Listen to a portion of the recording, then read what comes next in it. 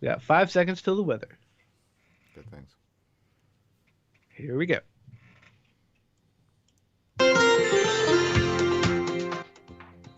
Good morning. I'm forecaster Jimmy O'Neill from the KMET Weather Center. For the Beaumont and the Banning area for the daytime hours, there'll be mostly sunny skies. Those highs expected in the middle 60s. For the daytime hours in the IE area, sunny skies, highs in the mid 70s. And as we go through the afternoon in the Coachella Valley, sunshine in abundance, highs upper 70s. I'm forecaster Jimmy O'Neill for Smart Talk 1490 KMET.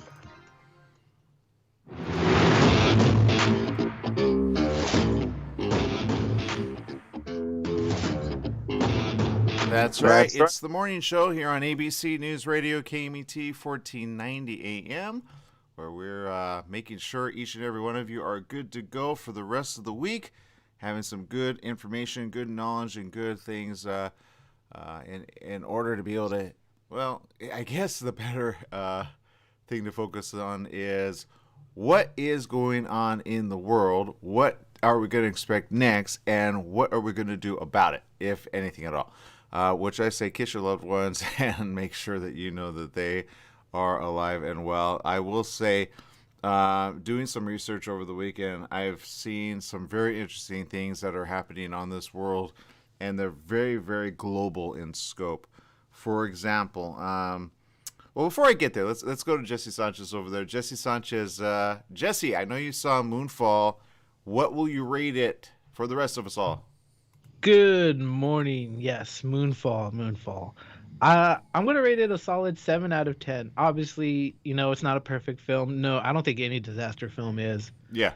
But you know what? There are some obvious flaws. But you know what? I enjoyed the ride. It was a fun popcorn movie, and yeah, I'll probably watch it again when it comes out on streaming service. But it was such a let's just say when you see the moon coming at you, it's breathtaking, and then it's so horrifying. Yeah. Yeah, well, that's kind of why. Look, and for those of you tuning in, thank you for tuning in. Do give us a like, a share, a hey. By the way, this is what I'm watching. We appreciate you. We know you guys don't get to watch every single day. For those of you that do, that keep up with what we speak about, we appreciate you as well. But we spoke about that rocket that's crashing into the moon at some point, right? It's literally in orbit, just floating around and going to crash into the moon, right? And you wonder how which I don't know what I want to say about it, but imagine the orbit of the moon suddenly shifting, and instead of going away from us, it comes closer to us. What kind of havoc could it do to the rest of the world? And in that movie, I kid you not, Jesse, I was like, we already have that stuff. Because you have tidal waves, right? You have tsunamis. There was a disaster after a disaster of a disaster. Even though the moon was about to break up, it still was just creating havoc because of its own gravitational pull, which we forget about tidal waves, at certain tides are higher because of the moon's orbit, right? So I feel and I think that it's one of those movies that you go, I never even considered it, but like I say, in the Time Machine, it discusses that where the moon kind of breaks apart and creates havoc for the Earth. So I'm like, why do we have to have another movie talking about that? But then, of course, it's fun, fantasy. Halle Berry did a really good job. But yeah, I feel there were things that were missing in it, not going to lie. I would put a 6 out of 10 myself. But I didn't get to see the ending because I had to go pick up a friend. So I missed out on the ending. So I don't know, but according to you, it's got maybe like a 3 or 4 or 5, maybe 6 movie, which I think the next ones could be really good. I think coronavirus kind of limited what they could do, if that makes any sense. Okay, I can see that. There is a possibility of a sequel to Moonfall if it does well. So hopefully it does well. Let's see who's directed it. Roland Emmerich. There's actually there's a movie he made that resembles this movie so much. Not necessarily the moon falling, but one of the other subplots within the film. All right, all right. All right, interesting. I think it's got legs. I think it's got at least at the end of it all. It's funny on the Earth part. It's like at any disaster movie, you always see people just kind of lose it, right? You always see people, it almost is like kind of where we're at today. And hear me out. I'm not saying the moon's going to crash into the Earth. Thank God it's in its position. But people have lost their minds here on this Earth sometimes. You're like, we're on a global pandemic situation, or we're in a global pandemic situation, right? We have a cold front here already, where there are areas that have never been this cold in some places ever. So a lot of people I feel are going to want a vacation near the equator because the cold front is huge. I saw a glacier news as of yesterday that said there was this huge glacier that kind of went right into the sea, which is one of the things that meteorologists have been watching for some time, and they're looking at a couple other really big glaciers that might flow into the sea. But it's almost like we're living a movie of disasters when you see them. Then you have Russia, the Ukraine, the U.S., Europe, all descending on the Ukraine border in order to save Ukraine. But people are unaware of this. So there are those that will say this is not good. This might lead to World War III. So now we got that part of the Earth, which granted is on the opposite side. But if it does go to World War III, what's going to happen here in the home front? Are we going to be drafted? Are there enough military people? And why would you be fighting a war when everybody's barely trying to get well? You understand? This is the type of news that people are actually missing, and it's sad that they're missing it because when you look at the world as a whole, you understand, oh boy, there's a lot of stuff happening on this Earth, so let's look at the asteroid possibly coming, ahead of time, like the other movie that you say, which is what? Don't Look Up, right? Yeah. Don't look up or don't look at what we're doing over here. Yeah, but I will say this. We need at least something to unify us to say, hey guys, can we just get along here on the Earth? We have good technology. Why are we at each other's throats? This is not the time to be at each other's throats. What's your thought there, Jesse? I've been saying this for so long. It's just like, why can't we all just get along? I'm like, seriously, Yeah. border disputes and all this stuff, and it's just like, why can't we all just work to be a better planet and stuff like that? And it's just like, it's so disappointing. It really is. And it starts with you, the listener, the watcher, the viewer, the retweeter, the liker. We're on Facebook Live. We're on Instagram Live. We're on Twitter. And sometimes I get some of you saying some really good stuff. I saw good hope stuff as well, along with the natural disasters that's happening on this earth. I saw there's a huge thing taking off, and it's called farms, but inside. And so they do these vertical farms where they're kind of hanging like on walls, and they kind of emit certain light to these vegetables and fruits and certain I forget what you call it, but there's a whole channel dedicated to it. And it's a new thing that a lot of people are starting to do. And I could see, back to like a space shuttle. If you think of like what's it like to put, people into space and then be able to have vegetables for days or salad for days growing organically, and you do the research on via YouTube, you'll understand that people are making some pretty good money just making some very simple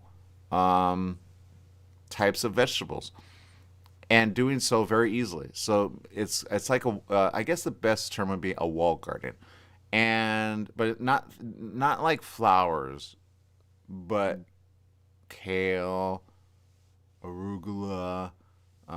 What else is there?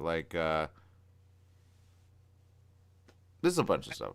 I have no idea because that's the stuff my food eats. But keep going. My point is, with this cold front coming, we need to start thinking about that. So I've been seeing like a whole industry start to form. And I said this before with the amount of volcanoes that are out there. Currently, we're now at 52. There was a super volcano that erupted as of, I think, 3 days ago. And with all these volcanoes very active, we are not, as a human species, understanding what impact that has throughout the years. All right? Science is starting to add up, but it's kind of let's put it this way. We as a species really had a problem when we emitted certain gases, right? Like global climate shifting, changing, all that stuff, right? We never accounted for volcanoes all erupting at once. We never accounted for that.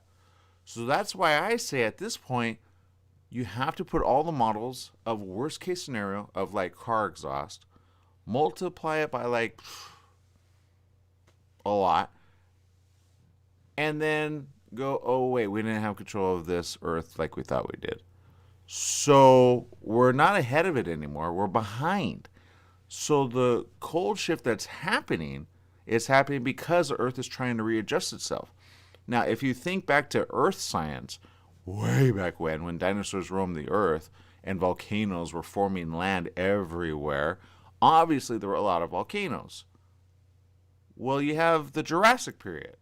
Then you have what they call, well, I forget what they call it, but you get the cold period. It was because of the amount of ash put into the Earth's atmosphere. Well, that's something we don't have control over, right, Jesse? But can we alleviate it with maybe repopulate all of the Amazon forest and or Africa with a bunch of plants to be able to clean the air and scrub the air from all these gases? I feel the answer is yes. But back to our potential storehouses.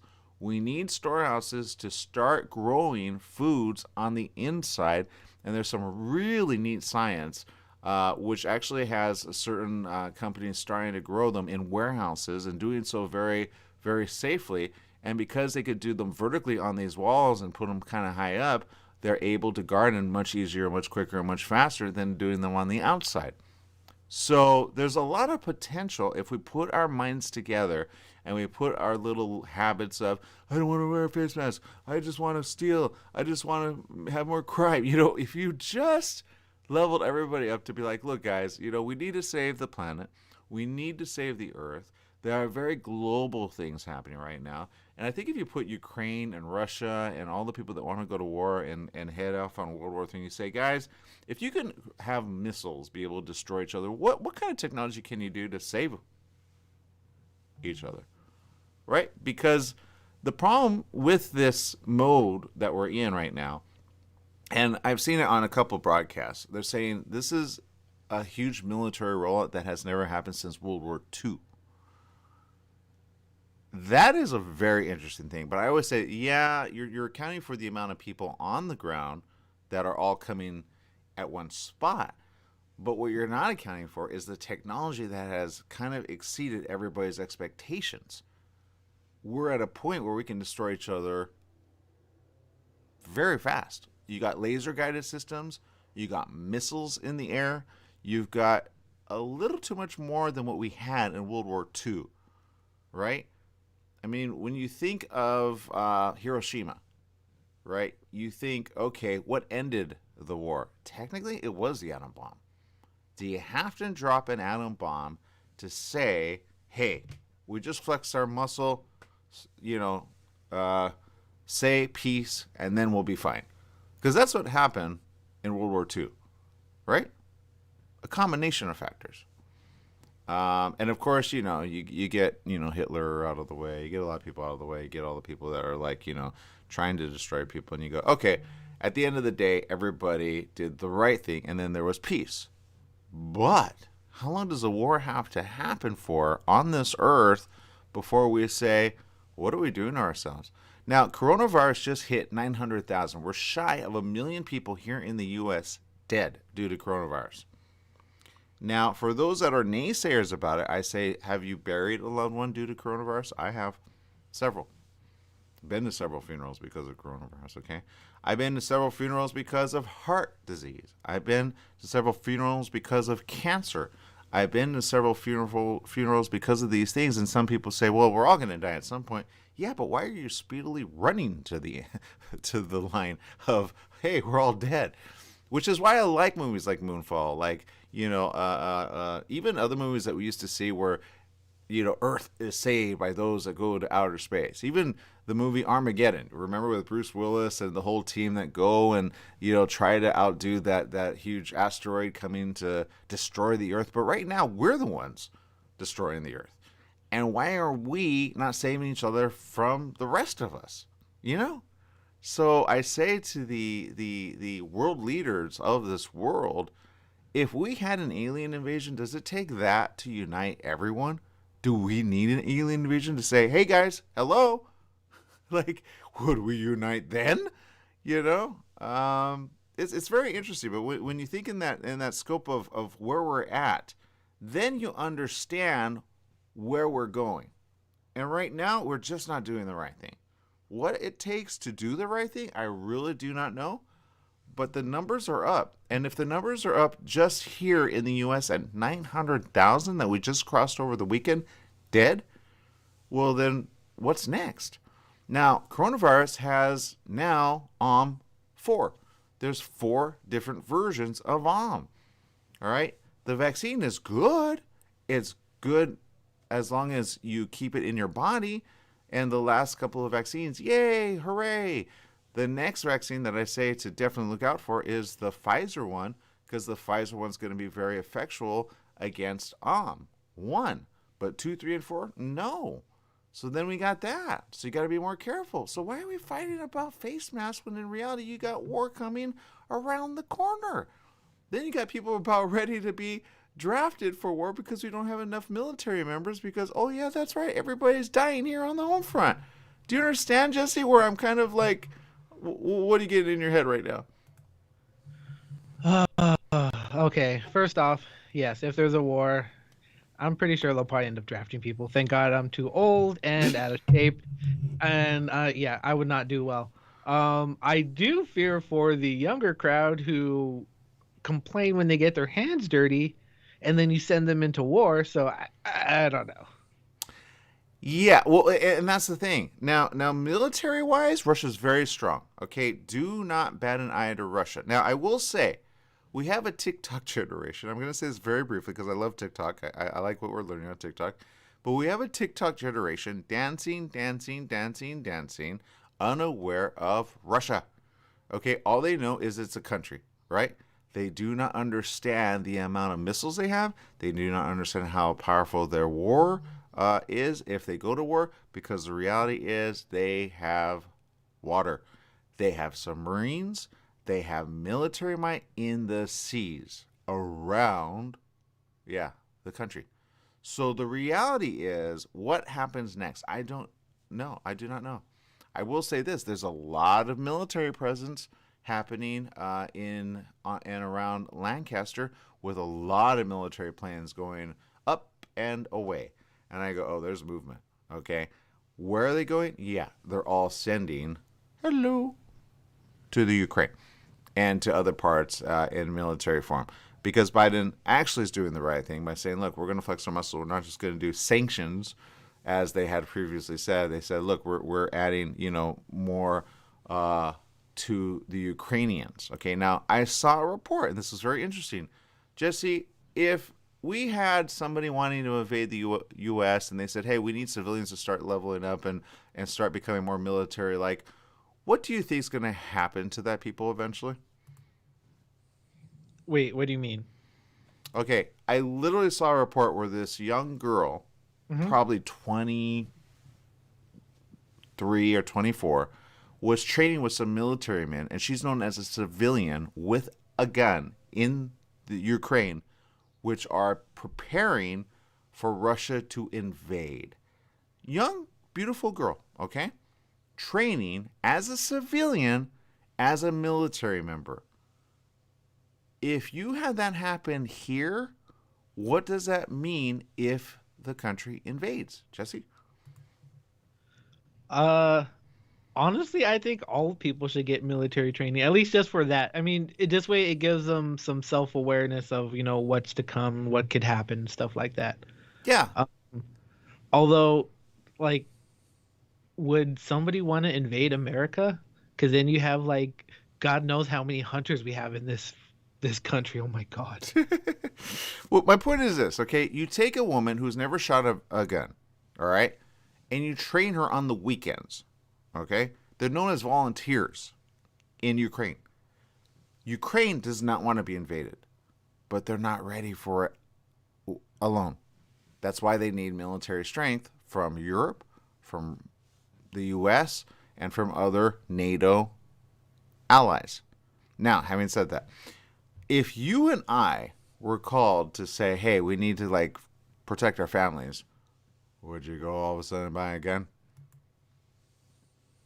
Oh yeah, no, I already have plans to buy a gun, but Okay. obviously I will have training for it because obviously you don't want to buy a gun and not know how it fires, how much force you're gonna get when you fire the trigger and stuff. Like, have Yep. you ever fired a shotgun? Yeah, I have. Rifle, Oh, actually. okay. Well, if you've never fired a shotgun, seeing someone fire it for the first time and their facial expressions, Yeah. because the amount of kickback on that, oh my God, it's Yeah. hilarious. Yeah, it's huge. It's huge. And if you put it right on your shoulder correctly, you can brace for it, but you're like, boom, like, whoa, you don't understand that. But that's my point. So they're training young women to help defend Ukraine. If we had to do that here, I would say we're not ahead of it. And the Ukraine are not ahead of it. And that's the problem. When you get to civilians, training them ahead of time, that's a bad, bad thing. Because you do not want a young woman at the age of 23 helping the men who should be able to defend the women, because who has the power of the might in form of strength? Now, those women miss due to a huge rifle, then what happens on the ground? Men will outtake women. Does that make sense? So my point is this.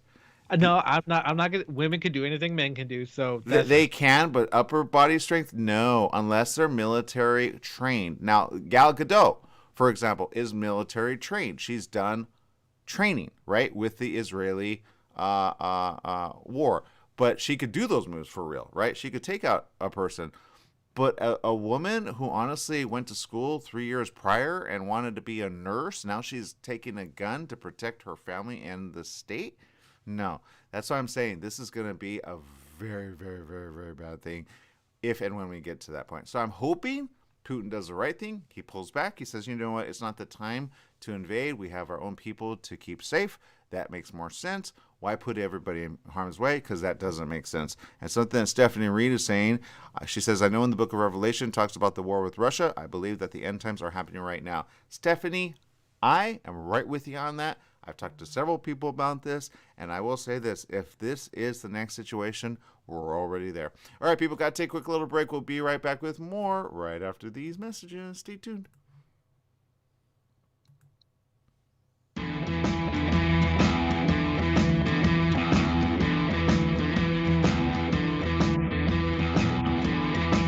KMET AM 1490 presents Cal State San Bernardino basketball.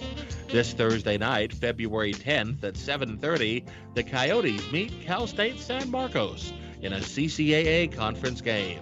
Live from the Sports Center in San Marcos, I'm Mitch McClellan. Join me as the Coyotes meet the Cougars. Cal State San Bernardino basketball broadcasts are brought to you by Dignity Health, Hatfield Buick GMC, Raising Cane's, Penny Law, and the Hyatt Place Hotel, Ontario Mills. That's Cal State San Bernardino basketball action live from San Marcos this Thursday night at 7:30 on your exclusive radio home for Coyote basketball, KMET AM 1490. Your health truly is the greatest gift. At U-Theory, quality of life is at the heart of every product we make. From farm to shelf, we travel the world to source the purest, most efficacious, and clinically studied ingredients to create science-backed supplements that support beauty, emotional, digestive, and physical well-being. All U-Theory products are manufactured at our Southern California facility, ensuring the highest quality standards every step of the way. As a family-owned company, we celebrate the power of human potential with a mission to inspire wellness in all. Try U-Theory Immune Plus Daily Wellness. 100% daily values of vitamin C, D3, and zinc.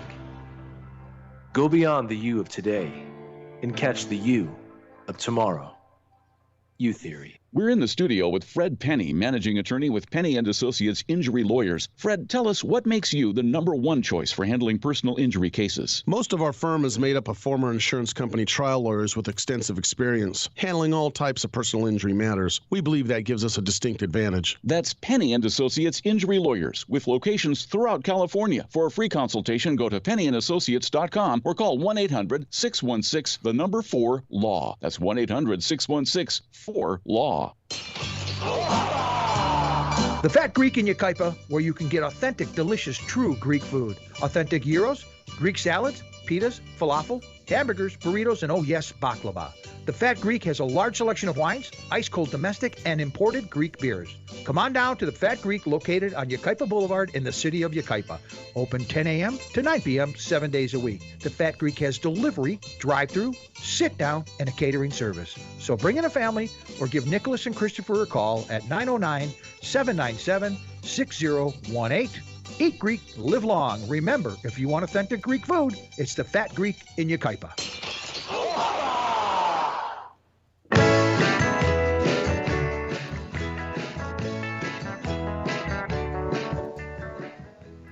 That's right. It's the morning show here on ABC News Radio, KMET 1490 AM. Doing a big shout out to those tuning in right now. Viviana saying hello. Stephanie Reed from Ohio saying hello. Freddie Garcia says great morning. Kitty Potapow is tuning in. Thank you very much. Gordon Hyatt is tuning in. Mark Blevins says good morning. Shelley Watson, hello. I think it's Gilly or Jilly Messenger tuning in. Thank you. And Jesse Jacobson tuning in as well. Jesse, there's a lot of news out there. What's going on in the world? Oh, the world. Yes, I was going to mention this last week, but yeah, no, Dr. Evil popped up in the news earlier last week. Oh, my bad. Jeff Bezos. So did you hear about his super yacht? No, what's going on with Jeff's big yacht? Mr. I spend money on me, but never anybody else, even though I got plenty to help save the world. So he builds this super yacht. Okay, this is worth millions, okay? So it's the biggest in the world. So apparently they have to dismantle a historic bridge to get it through. Of so course. So I'm thinking, did no one think this through? I'd be like, do. Right? And I'm just like, oh my God, Dr. Evil, you're just wasting money. I mean, Bezos, you're wasting money. Stop. I don't want to call you Dr. Evil anymore, but you're not helping. You're not helping, man.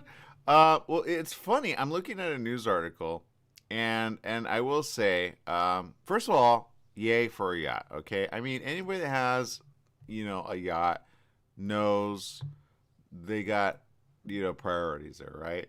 What they're gonna do with the yacht, I don't know. This is a mega yacht, not just a yacht. This is the predicted cost around $500 million.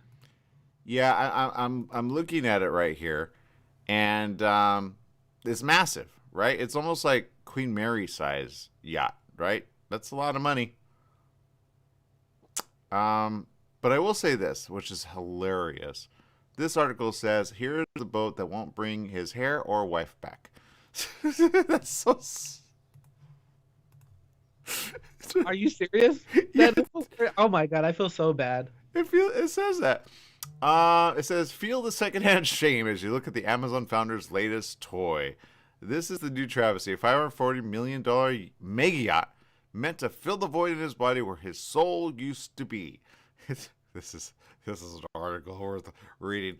It's being built by Dutch company Oceano and is now making its way to its final fitting out. Of course, along the way, the historic bridge, which nobody thought about, back to what you're saying, has to be dismantled.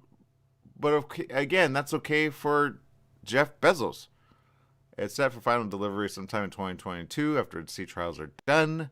The yacht will come with a series of world records, including the honor of being the world's largest sailing yacht, the largest yacht ever made by Oceano, and the longest vessel to be built in the Netherlands. But yeah, so basically people are saying and kind of calling him out for this because it's a lot of waste for one person to be on this yacht. But evidently, what? He's at least got, look, I'll say this, okay? I'm the first one to just say, look, if you got money, yay, enjoy it, right? You did right, you did good, you created a company that employs a lot of people, right? So good job, right? You created a online, you can call it empire or world of your own that ship out to anyone, everyone, enjoy your stuff, right? However, there are people, even like Facebook and others, that are saying, we're going to reinvest that money into the world, right? Whether or not you like Bill Gates or not, he's still trying to help people by reinvesting that money into, and recently I just saw it, into farming, and into what people don't know, but if they did research on, creating, and this is the most disgusting thing ever to talk about, but it's real. There are third world countries that do not have the ability to basically use a restroom. They dump it into the oceans around them or the lakes around them, and they get rid of it that way. So he's helped a lot of people before. He spoke about we're not ahead of viruses coming because of SARS back in the day, the avian flu, and what's the other one with the swine flu, and all those, which are a compilation. Don't forget, coronavirus is COVID SARS, right? So it's kind of been a long time coming, because all these things have a way of kind of coming around the bend. But he and his wife, when they were married, were investing in companies to say, look, we'll invest in your product to be able to have vaccinations ahead of time. They wanted a universal vaccine to be able to strengthen and embolden people's immunity ahead of time, because they saw it coming. If you look at the documentaries before coronavirus made its debut, so to speak, you'll see that they were really preparing for it not to happen, because they knew viruses were spreading in a really bad way. They just didn't know it would take off in the way that it did, if that makes any sense. But if you look at science and you look at history and you see where we've been in the last 100 years, and you look at the Spanish pandemic flu, then you'd understand why these things all take place now. Does that make sense? I don't know if that makes 100% sense. But, there are those that kind of go, well, is it real? Is it not? Well, the Spanish pandemic flu killed a lot of people until they finally got a handle on it. But now we're back there again. So, Mark Blevins agrees. He did hashtag Jeff Bezos, hashtag Dr. Evil. The monolith, now it will sail at 30 knots, which according to this is not that big of a deal, because that's like speeding in a school zone. It doesn't make sense, right? The monolith, as it's being called, is based on the Black Pearl, but it's just not, they're saying it's just not making sense. So, I didn't know this. His wife divorced him last year. Oh, got it. Who divorced him? Huh? Who divorced him? The lady that he had, well, I don't even want to say that. So, you didn't know who he was married to? No, I do not. Yeah. I almost don't want to say it because I feel like it's something that she doesn't want everybody to know. But Lauren Sanchez. Oh, they broke up? Yeah, evidently. Wow, okay. Well, let me see. Was he married to her? I didn't think they were married. I thought they were just, dating. Or whatever. She's the girlfriend. Never mind. I guess he finally got his... Oh, he finally got divorced from his original wife. Well, she likes yachts, I'll say that. So, you know what? More power to them. I guess my point is this. At the end of the day, whatever you're going to do it right. Save the people, and you have money for days. So we shouldn't be in this predicament that we're in if you invest in good, I don't know, anything, right? Farming or food for other people. You have the ability to deliver food, right? You might as well start investing in how to save the earth ahead of time, because we're going to get a food shortage with this cold front, right? So there you go. Trust me, there's certain fruits that are just not going to last. And prices are going to go high, especially oranges. Florida, being as cold as it is, it can only last for so long. So the orange state of oranges are going to have a problem there. And guaranteed orange juice and all oranges are going to be a problem for the next 3 years. Stephanie Reed says, as I know, I've seen Jesus 4 times in my life. One was when I was 8 years old on a parasail. Second time was in my backyard in the morning when pouring my coffee and having a video. Third time was in the late afternoon when listening to music and cooking dinner. Then the fourth time was I was at my desk and Jesus tapped my right shoulder and seen him walk through my back wall of my studio. I get it. That's very interesting. That means you've seen something that is, as I said to my mother, which is interesting. This is interesting news. You know that telescope that they have, what's called the Jeff Webb? The James Webb Telescope? Thank you. Yeah, the James Webb. I'm combining Bezos and James Webb with this. Anyway, my point is this. That telescope is able to see in so many spectrums other than the visible eye. And evidently, if you're a scientist kid or just scientist, you can kind of use its view of the universe and do your own discoveries with it, which is kind of cool because it could see beyond 3 universes.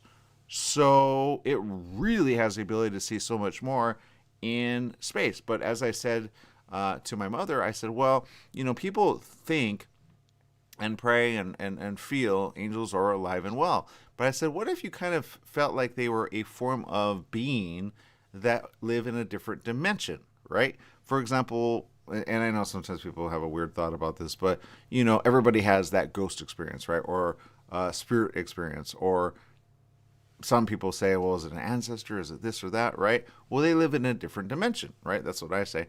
But angels do as well, right? So this scope will be able to see in different dimensions, I think, if it just is reverted in a way to where we'll see galaxies, not with visible light, but infrared light and other types of light, because this has such a wide spectrum.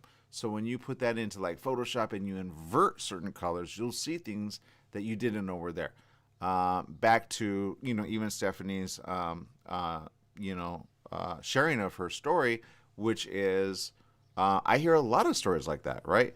Of sometimes divine intervention, sometimes a feeling like a presence of something around, but that's a different dimension corresponding with ours, which is why it's more like an invisible dimension than Earth body. Earth body is more like a physical plane of existence, whereas that is a different plane of existence, which is why we always go, well, if we die, do we live in that plane of existence, right?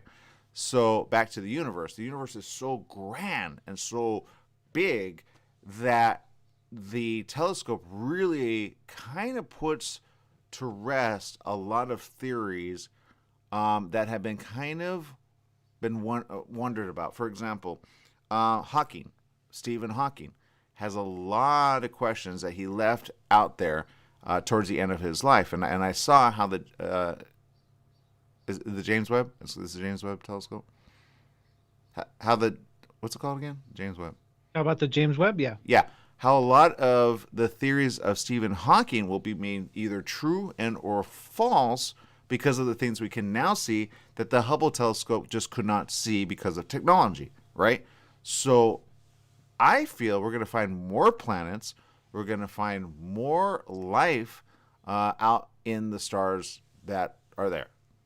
People like to think, oh, the Earth is at the center of its own universe. The answer is, well, we're at the center of our own solar system, yeah.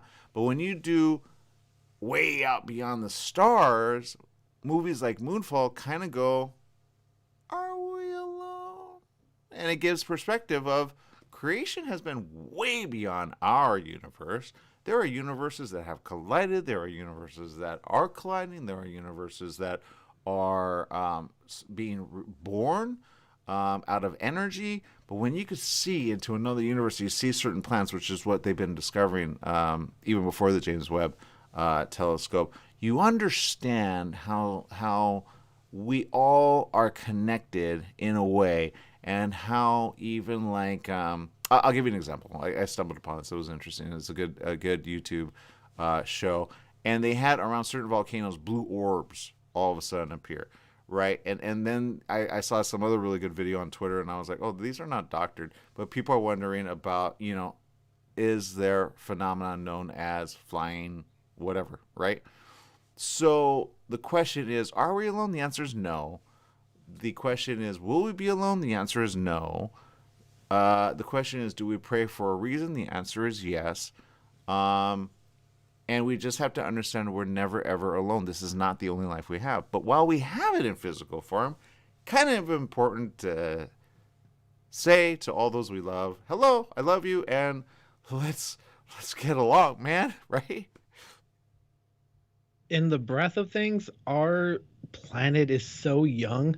Yeah, it So is. it's foolish to think that we're the only ones here. But then that brings the fear is like just imagine like what Christopher Columbus did to the indigenous tribes in America, okay? Hmm. So I see the same thing that happened to aliens. I'd be like, why should they like listen to us since they're more technologically advanced? So it's either they're coming to enslave us or to help us. Yeah. Yeah. There's, Well, there's a middle. I feel at the end of the day, if they wanted to enslave us, we'd already be enslaved. Does that make sense? True. Because they have the technology to do it right now if they wanted to.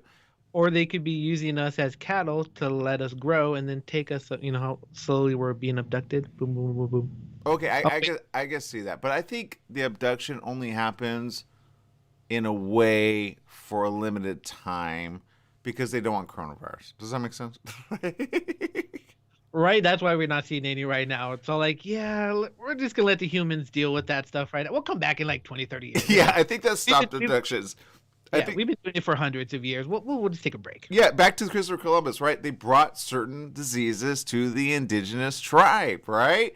So that's where aliens are like, yeah, we're gonna observe from afar, man. But don't go to war. Don't destroy this great globe. You know, if anything, then we'll take it over. You know, I can see that happening. But at the end of the day, you know, we are a war nation. That's the problem with us right now. We're a war nation. We want to destroy. We want to destroy. We want to destroy. We want to say, hey, we've grown up out of that. But evidently we have not. Something that Stephanie, again, says, she goes, you know, I'm going back to her first statement because I think it's telling. She says, I believe that the end times are happening right now. End times are the end times of a generation, but the beginning of another generation. What people understand when they read the book of Revelation is it's not all destruction. It's usually a saving in the end. There's a lot of hope in the end to be able to create a new beginning for the rest of the world because the rest of the world can't save itself, because the people cannot save themselves, because people are unwilling to change. You almost need divine intervention in order to save all. Right? That's where conspiracy theorists are really good about it. They go, what if there's a, you know, human-like race known as alien race, which, you know, come from another planet and say, hey, guys, can you just stop doing that? And, you know, it's like, is that what it's going to take? Which in reality is kind of like a combination of, is it real? Is it not? UFOs, God, angels, different dimensional space and planetary space, wormholes, black holes. How do we travel from one place to another so quick and fast? Can we travel on light speed? Are we there yet? So that's where I like to boggle the mind to say, yeah, I feel we are there with certain technologies, but we need to say, is it safe to do so at this time? Which I say, yes. We have the ability to grow farms on the inside of warehouses. How many warehouses are going to be, honestly, with no businesses in the next 3 years due to financials happening here on this earth, right? People are becoming desperate for a reason, Jesse. They are becoming desperate and they are overtaking people with guns and violence and stuff because they're desperate. If you take away the pandemic, you help cure everybody, and then you make sure everybody goes for peace, and then you say, hey, we're not the only ones in this world. We can discover other planets. We can, you know, mine from other planets if you want that are uninhabited, like the ones around us. Mars has some pretty good stuff. Venus has some pretty good stuff. Even the one that they don't claim, Pluto. But we're just not there yet in travel of space. Now, if certain aliens were able to kind of say, okay, we can help you out, the question is, would they want to help us out being such a war nation, right? And then you got stuff like Star Wars, right? Are we going to have to be intergalactic species that just want to destroy, take over? Aliens don't want that, I think. I think that's why they're every now and then kind of like, you know what, you guys are not ready, man. We're more advanced. This is what we're not going to share our technology with you. Seriously, you're just going to destroy everyone. You get it? No, you're right. I'm like, we're it feels like we're made to fight, like we're made to war, and it's kind of sad. I wish we can all get along, but it's just like, and then I think about like if we travel into space and we go to different planets, are we gonna be like, I wonder what that animal tastes like, and for all we know, it could be intelligent and talk and, oh my God, yeah. So no, you're right. We're just, I don't know if we're there yet. We're not. That's the sad part. We have not. Some would say evolved. I would say we have not gotten to the point where we are a peaceful nation. All right. Look, okay. Any person that has ever kind of theorized in this way, if you think in the way of Star Trek, but you take away all the war part, and you just stay a peaceful nation, and you let other ones like, let's go to the Klingons, right? Klingons are all war, right? You know, Star Trek forms a federation of the Earth of then to be able to help navigate the stars, right? And in that way, in a lot of the movies, you know, which again are kind of like thought leaders of, is this where we're going eventually? I would say with SpaceX there, with renewable rockets, with NASA going next level with, you know, investigating radio signals that are coming from other parts of galaxies that they're going, where are these coming from? When you see that there's life beyond the stars into other galaxies, and if we could ever travel that far, I think we would need help, honestly, with an alien race. But at the end of the day, with the alien race trust, sadly, the Biden administration, the Trump administration, Russia's level of mindset to say, look, people, we are aliens of a different race. But seriously, even we know not to destroy each other because there's plenty of space out there. You don't need it all. You know what I mean? Learn to get along, and then we can speak with one another. But we're not there yet. And we have to prove it true to one another that we can strong arm the ones that want to just do us all wrong and put them in prison and call that stuff out. Because at the end of the day, Jesse, if an asteroid was here to destroy the Earth, would we be united to save it? Oh God, I really hope so. I really wish it'd be like, all right, people, countries, let's all get together. Let's figure out how to destroy this. Yeah, yeah, and we have the ability to do so. Mm-hmm. I saw a movie where, what was it? It was, it was Martian, and with and China ended up helping the U.S. Again, it's a fictional movie, whatever, but it's, you know, a thought leader movie. It's more science than not. Where they united to bring back an astronaut from Mars, right? By giving it certain levels of like rocket power that they had the ability. When nations kind of team up to help us navigate the stars, more than not, you end up saying, you know what, this Earth is really just limited in scope.